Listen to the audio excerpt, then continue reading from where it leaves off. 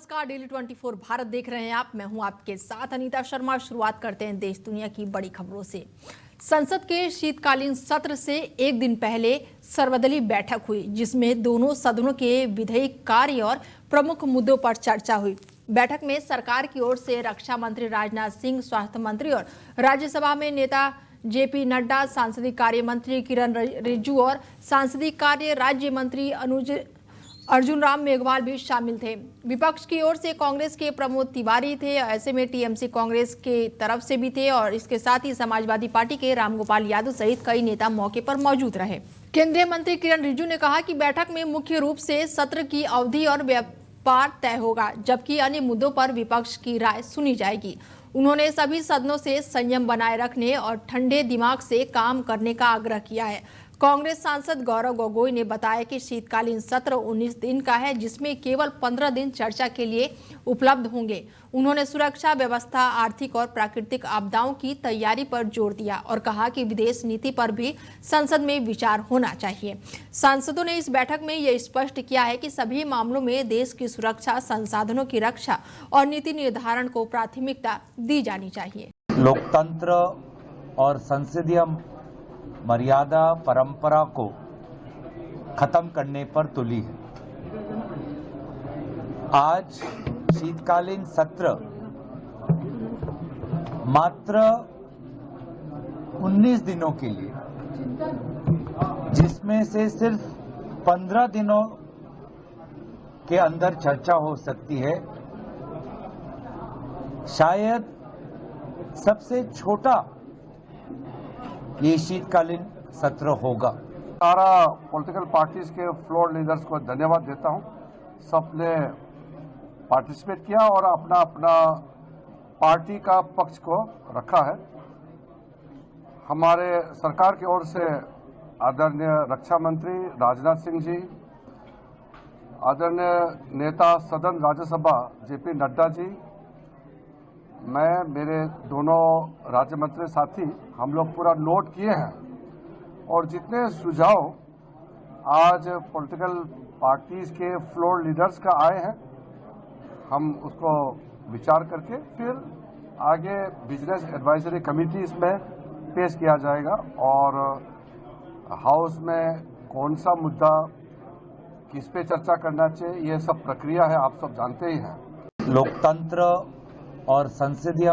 देहरादून में एबीवीपी के 71वें अधिवेशन का समापन समारोह आयोजित किया गया, जिसमें मुख्यमंत्री पुष्कर सिंह धामी मुख्य अतिथि के रूप में शामिल हुए। समारोह में मुख्यमंत्री ने कहा कि एबीवीपी न केवल युवाओं को अनुशासन सिखाता है, बल्कि उन्हें राष्ट्रभक्ति की भावना भी देता है। उन्होंने युवाओं से अपील की कि वो अपने कौशल और ऊर्जा का उपयोग प्रदेश और देश के विकास के लिए करें और समाज में सकारात्मक बदलाव लाने में योगदान दें। देखिए, मैं ऐसा मानता हूं कि विद्यार्थियों के बीच में काम करने वाला संगठन जो छात्रों में, विद्यार्थियों में राष्ट्र प्रथम की भावना को प्रेरित करता है। समाज में कैसे काम किया जाता है, बहुत अच्छी तरह से, किस तरह से संस्कारित एक छात्र को होना चाहिए, एक युवा को होना चाहिए, एक समाज में काम करने वाले व्यक्ति की जो पहली सीढ़ी अगर किसी को कहा जा सकता है तो विद्यार्थी परिषद है। समाज और राष्ट्र के लिए जिनको काम करने के लिए आगे आना है, तो विद्यार्थी परिषद बहुत अच्छी तरह से उनके अंदर संस्कार और शिक्षा दोनों ही देने का काम करती है, एक अच्छा परिवेश देती है और छात्रों और शिक्षकों के दोनों के साथ में मिलकर काम करने वाला अगर कोई दुनिया का संगठन है तो विद्यार्थी। हरियाणा के झज्जर में यूपी के मुख्यमंत्री योगी आदित्यनाथ सिद्ध बाबा पालनाथ आश्रम पहुंचे, जहां उन्होंने मूर्ति प्राण प्रतिष्ठा और भंडारा कार्यक्रम में भाग भी लिया और इस अवसर पर धार्मिक वातावरण बना रहा। उपस्थित श्रद्धालुओं ने इस कार्यक्रम में बढ़ चढ़कर हिस्सा लिया। मुख्यमंत्री ने इस पावन अवसर की गरिमा और आयोजन के महत्व को सराहा और धार्मिक परंपराओं को बनाए रखने पर जोर दिया। कार्यक्रम में श्रद्धालुओं के साथ सामूहिक भंडारे का आयोजन भी हुआ, जिसमें सभी ने भोजन ग्रहण कर आस्था और समर्पण का अनुभव साझा किया। दिल्ली में एमसीडी उपचुनाव 2025 के तहत मतदान जारी है और इस दौरान मतदाता केंद्रों पर चुनावी प्रक्रिया पूरी तरह से रुझानों और गतिविधियों को वीडियो भी सोशल मीडिया पर वायरल हुआ और ऐसे में इसमें अधिकारियों को हर मतदान केंद्रों पर गतिविधियों की निगरानी करने और चुनाव को निष्पक्ष व्यवस्थित तरीके से संपन्न कराने में मदद मिल रही है। दिल्ली में कांग्रेस सांसद प्रमोद तिवारी ने शीतकालीन सत्र से पहले हुई सर्वदलीय बैठक पर अपनी चिंता व्यक्त की है। उन्होंने कहा कि अधिकांश दलों की राय है कि यदि एसआईआर पर चर्चा नहीं होती है तो इसका मतलब कि सरकार सदन की बैठकों को प्रभावित रूप से चलाना नहीं चाहती है। उन्होंने ये भी कहा कि चुनाव आयोग ने महसूस किया कि पहले दिए गए समय पर्याप्त नहीं था, इसीलिए एसआईआर पर चर्चा के लिए 1 सप्ताह का अतिरिक्त समय दिया गया है। प्रमोद तिवारी ने बताया है कि इस पूरे प्रक्रिया में कम से कम 1 से 3 साल का समय लग सकता है। उन्होंने ये भी जोर देकर कहा कि संविधान के अनुसार प्रधानमंत्री और मंत्रिपरिषद सदन के प्रति उत्तरदायित्व है, लेकिन प्रधानमंत्री अक्सर सदन में उपस्थित होते हैं और चर्चा में पूरी तरह से शामिल नहीं होते। और इसके अलावा उन्होंने विदेश नीति में भटकाव, महंगाई और बेरोजगारी जैसे महत्वपूर्ण मुद्दे पर चर्चा की और इसके साथ ही उन्होंने आवश्यकता जताई कि इन मुद्दों पर चर्चा होनी चाहिए। उन्होंने सरकार और निर्वाचन आयोग से अपील की कि वो अपनी जिद छोड़े और लोकतंत्र की मूल भावना का पालन सुनिश्चित करें ताकि जनता के मुद्दों पर खुलकर चर्चा हो सके। ज्यादातर दल की एक राय है कि अगर एसआईआर पर चर्चा नहीं होती तो इसका मतलब सरकार सदन नहीं चलाना चाहिए।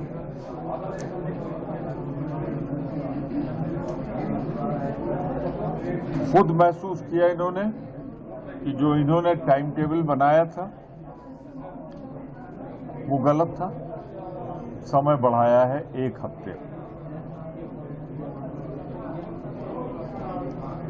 तो खुद महसूस कर लिया इन्होंने, क्योंकि इनका टारगेट।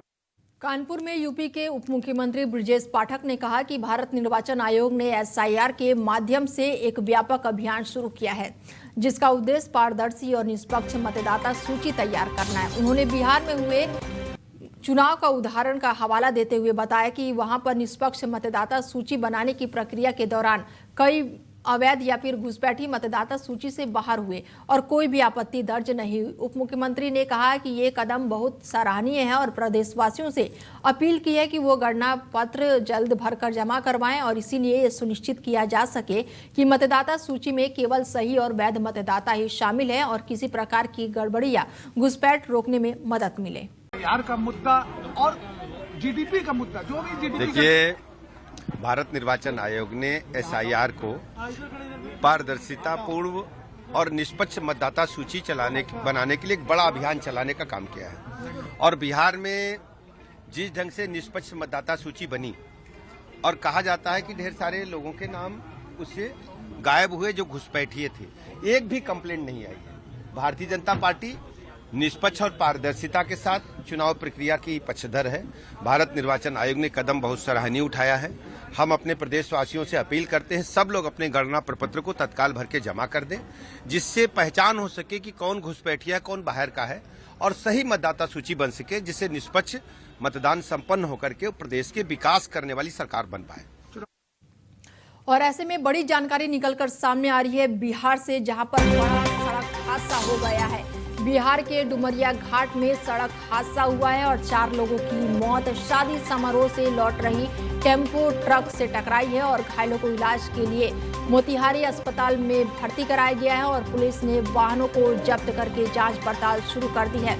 बड़ी जानकारी पूर्वी चंपारण से आ रही है, जहां पर NH-27 पर भयंकर सड़क हादसा हो गया है जिसमें 4 लोगों की मौत हो गई है और 3 अन्य गंभीर रूप से घायल बताए जा रहे हैं। ये दुर्घटना तब हुई जब शादी समारोह से लौट रहे एक टेम्पो सड़क किनारे खड़े ट्रक से टकरा गई है और मृतकों में एक ही परिवार के सदस्य शामिल थे और सभी मृतक मोहम्मदपुर और बड़ा गांव के रहने वाले थे। जानकारी के अनुसार मोहम्मदपुर निवासी और नारायण शाह की बेटी की शादी संपन्न होने के लिए ये पहुंचे थे और ऐसे में समारोह के बाद से परिवार के सदस्य टेम्पो में घर लौट रहे थे और इस दौरान ये बड़ा हादसा हुआ। हादसे में एक व्यक्ति की मौके पर ही मौत हो गई, जबकि घायलों को तुरंत ही अस्पताल में भर्ती कराया गया है। इलाज के दौरान 3 और लोगों की मौत हो गई है और घायलों की स्थिति काफी गंभीर बनी हुई है। बड़ी जानकारी आपको दे दें कि मोतिहारी में ये बड़ा हादसा हुआ है और ऐसे में डुमरिया घाट अध्यक्ष अमित कुमार ने जानकारी देते हुए दोनों वाहनों को जब्त कर लिया है और मामले की जांच पड़ताल शुरू कर दी है। उन्होंने ये भी पुष्टि की है कि हादसे में एक ही परिवार के 4 सदस्य अपनी जान गंवा चुके हैं और ऐसे में पूरे गांव में शोक का लहर देखने को मिल रही है और शोक पूरी तरह से गांव में जो है वो मातम पसरा हुआ है। खबरों में आगे बढ़ते हैं और चक्रवात दितवा से श्रीलंका में भारी तबाही पहुंच गई है और ऐसे में भारत ने राह के लिए हिंडन एयरबेस से C-130 और IL-76 विमान रवाना किया है, जिसमें 21 टन सामग्री और 80 से अधिक NDRF कर्मी और उपकरण शामिल थे और ये विमान कोलंबो में लैंड करके राहत कार्य और फंसे भारतीय नागरिकों की निकासी में लगे हुए हैं। तमिलनाडु में भी वायुसेना ने बचाव और राहत कार्य तेज कर दिया है। ऑपरेशन सागर बंधु के तहत ये बड़ी कार्रवाई की जा रही है और ऐसे में हेलीकॉप्टर और बड़े विमानों C-17 और C-130 इसके साथ ही मौके पर पहुंची है और लगातार राहत सामग्री भेजी गई है, जिसमें राशन है, दवाइयां हैं, मेडिकल किट है और अन्य उपकरण भी शामिल है। NDRF टीम जटिल इलाकों में फंसे लोगों को सुरक्षित निकाल रही है और ऐसे में भारत की ये पहल पड़ोसी देश के प्रति मानवीय सहयोग और सुरक्षा का उदाहरण है। और बड़ी जानकारी निकलकर सामने आ रही है। साइक्लोन दितवा ने इलाके में तबाही मचाई हुई है और इस आपदा में 3 लोगों की मौत हो गई है और कई लोग गंभीर रूप से घायल बताए जा रहे हैं और ऐसे में जो मवेशी हैं वो भी काफी प्रभावित हुए हैं और कई मवेशी मारे गए हैं और करीब 57,000 हेक्टेयर खेती पूरी तरह से बर्बाद हो गई है और प्रशासन राहत कार्य में जुटा हुआ है और प्रभावित जो है उनकी मदद की जा रही है। बड़ी जानकारी निकलकर सामने आ रही है। साइक्लोन जो है उसने पूरी तरह से तबाही मचाई हुई है और ऐसे में कई लोगों के जान जाने की खबर भी सामने आई है। कई लोग गंभीर रूप से घायल बताए जा रहे हैं, तो वहीं जो मवेशी हैं वो भी बुरी तरह से प्रभावित हुए हैं, उनकी भी जान गई है और ऐसे में कई हजार हेक्टेयर खेती भी पूरी तरह से बर्बाद हो गई है। तो वहीं प्रशासन राहत कार्य में जुटा हुआ है और प्रभावितों को लगातार मदद दी जा रही है। रांची में खेले जा रहे मैच में विराट कोहली और रोहित शर्मा ने शानदार बल्लेबाजी का प्रदर्शन किया और अर्धशतक हासिल कर लिया। कोहली ने अपने वनडे कैरियर का अर्धशतक पूरा कर लिया है, जबकि रोहित शर्मा ने 60वां अर्धशतक जड़ा है और इस समय टीम का स्कोर 20 ओवर में 153 है और ऐसे में टीम का एकमात्र विकेट यशस्वी जायसवाल गिरे हैं, जिन्होंने 18 रन बनाए और उन्होंने इस दौरान नॉर्थबर्ग ने उन्हें आउट किया। मैच से पहले अफ्रीकी कप्तान जो थे उन्होंने भारतीय टॉस जीता और भारतीय टीम को पहले बल्लेबाजी का निमंत्रण दिया और जिसके बाद से टीम ने अच्छी तरह से इन्हें भुनाया है और इस शानदार साझेदारी में भारतीय टीम ने मजबूत स्थिति बना ली है और आगे के खेल में बड़ी साझेदारी की उम्मीद बढ़ गई है। और बड़ी जानकारी निकलकर सामने आ रही है, जहां पर 3 आतंकियों को गिरफ्तार किया गया है। उत्तर भारत के लोग भी शामिल है और इस दौरान प्रेस कॉन्फ्रेंस करके बड़ी जानकारी साझा की गई है। दिल्ली पुलिस के स्पेशल सेल आतंकवादियों के खिलाफ कड़े अभियान में लगातार सफलता हासिल कर रही है और इस ऑपरेशन में स्पेशल सेल ने 3 से अधिक आतंकियों को गिरफ्तार किया है, जो कि पाकिस्तान की खुफिया एजेंसी ISI से जुड़े हुए बताए जा रहे हैं। गिरफ्तार आतंकियों की पहचान उत्तर भारत के रहने वाले लोगों के रूप में हुई है और ये मध्य प्रदेश, पंजाब और उत्तर प्रदेश के रहने वाले बताए जा रहे हैं। स्पेशल सेल ने इस कार्रवाई में शहजाद भट्टी के नेतृत्व में काम करने वाले अंतर्राष्ट्रीय और अंतरजनपदीय पाकिस्तानी समर्थक आतंकवादी नेटवर्क का भंडाफोड़ किया है और इस मामले की विस्तृत जानकारी रविवार 30 नवंबर को शाम 4 बजे दिल्ली पुलिस मुख्यालय में प्रेस कॉन्फ्रेंस करते हुए जारी की गई है। मध्य प्रदेश के मुख्यमंत्री डॉक्टर मोहन यादव के बेटे डॉक्टर अभिमन्यु यादव आज उज्जैन में डॉक्टर इशिता यादव के साथ विवाह बंधन में बंध गए। ये शादी एक बड़े सामूहिक विवाह सम्मेलन का हिस्सा थी, जिसमें कुल 21 जोड़े शामिल हुए। समारोह की भव्यता और उत्साह देखते ही बना। अभिमन्यु यादव घोड़ी पर सवार होकर विवाह स्थल पर पहुंचे और उनके साथ आए दोस्त और रिश्तेदार नाच गाना करते हुए इस खुशी के मौके पर यादगार बन गए। डॉक्टर अभिमन्यु यादव ने MBBS के साथ मास्टर ऑफ सर्जरी की डिग्री हासिल की है, जबकि इशिता यादव भी MBBS की पढ़ाई पूरी कर चुकी है और इस समारोह में राज्यपाल भी पहुंची थी। योग गुरु बाबा रामदेव, बागेश्वर धाम के आचार्य धीरेन्द्र शास्त्री भी उपस्थित रहे और उन्होंने नवविवाहित जोड़े को आशीर्वाद दिया। सामूहिक विवाह समारोह में शामिल होने में इन शादियों का माहौल और भी खास बन गया, जिसमें दोनों परिवारों और उपस्थित लोगों ने उत्साह और हर्ष के साथ भाग लिया।